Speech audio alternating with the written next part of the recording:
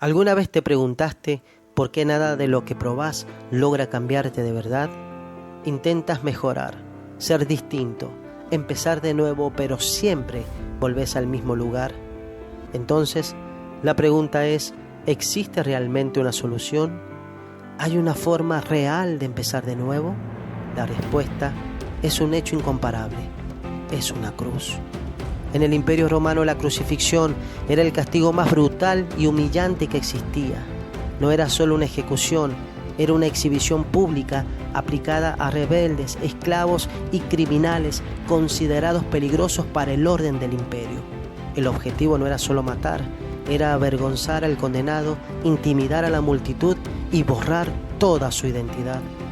La víctima era desnudada y brutalmente azotada. Se utilizaba el flagrum, un látigo con múltiples cuerdas, cuyos extremos llevaban fragmentos de metal, huesos o piedras, usado por los romanos para causar heridas profundas. El historiador Flavio Josefo, quien vivió entre el año 37 y el 100 después de Cristo, describe que los crucificados podían pasar horas, incluso días en agonía, hasta morir por una combinación de asfixia, shock y pérdida de sangre.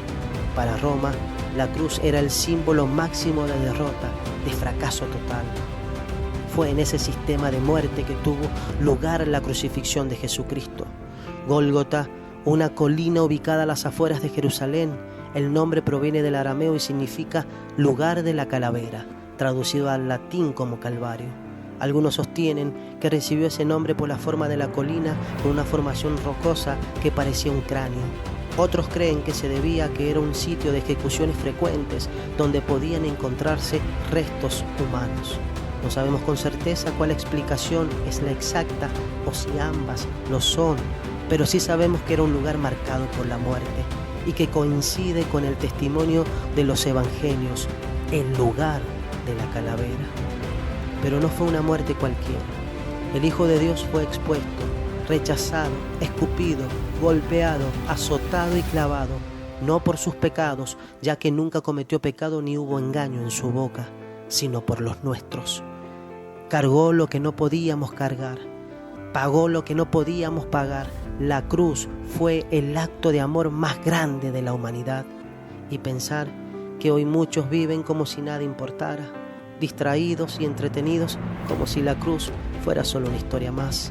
Otros, en lugares que llaman iglesia, olvidan al verdadero dueño y, guiados por el orgullo y la soberbia, toman decisiones arbitrarias, menospreciando la verdad y la justicia que Dios estableció.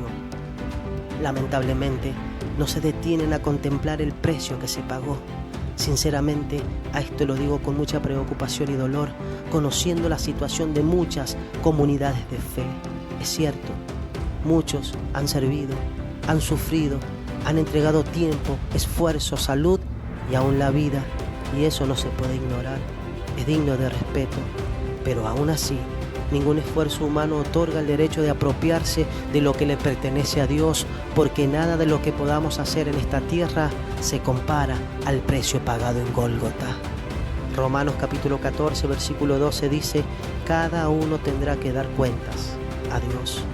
Quizás alguien se pregunte, ¿qué tiene que ver lo que estoy mencionando con la nueva vida en Jesús? El tema central en este video tiene que ver y mucho, porque la nueva vida en Jesús no es solo un poderoso cambio inicial desde el momento que un pecador se arrepiente y le entrega su vida a Jesús, sino una obra continua del Espíritu Santo de Dios que nos lleva a vivir cerca de la cruz, cerca de Jesús, humildes y sujetos a su voluntad, el único digno de ser reconocido como el verdadero dueño de la iglesia. Romanos capítulo 11, versículo 36 lo confirma: de Él, por Él y para Él son todas las cosas. Dios es el origen de todo, el que sostiene todo y el propósito final de todo, y eso incluye también a la iglesia. Ninguno de nosotros estuvo en la cruz, solo Jesús cargó el peso del pecado. Isaías 53:5 nos recuerda: por su llaga fuimos curados. La cruz, símbolo de vergüenza para Roma, se convirtió en el emblema de la salvación. No hablo de alguien que solo murió, ni de alguien en una tumba. La Biblia dice: al tercer día la tumba quedó vacía. La resurrección confirmó que el pecado fue vencido, la muerte derrotada y el poder del enemigo quebrado.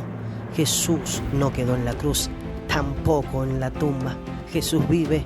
Por ese motivo las vidas pueden ser completamente transformadas y ese poder no es una teoría, hay testimonios que lo prueban.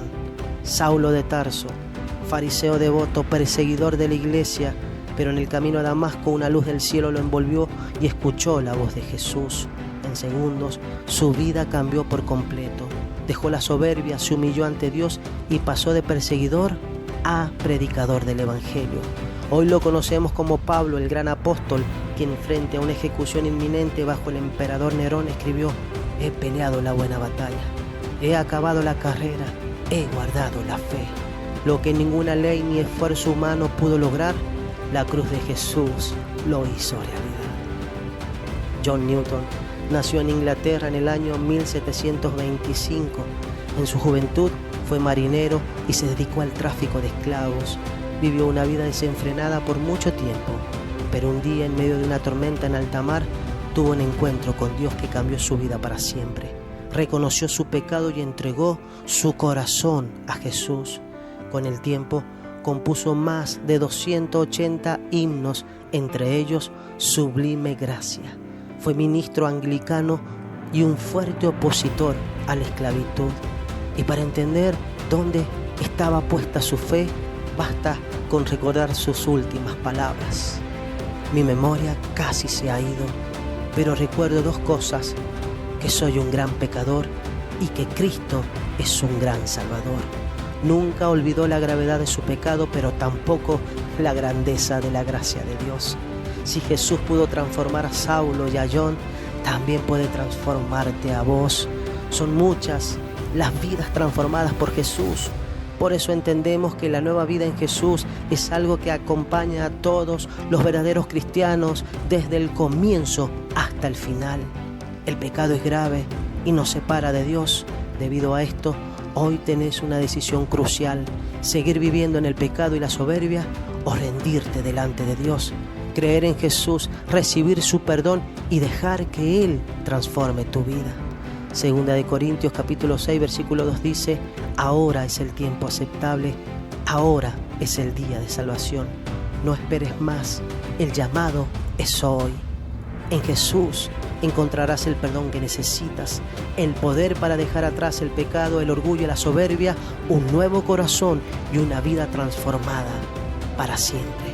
Ven hoy a Jesús, renuncia a lo que te aparta de Él, porque solo en Jesús hay una nueva vida. Ve por ella.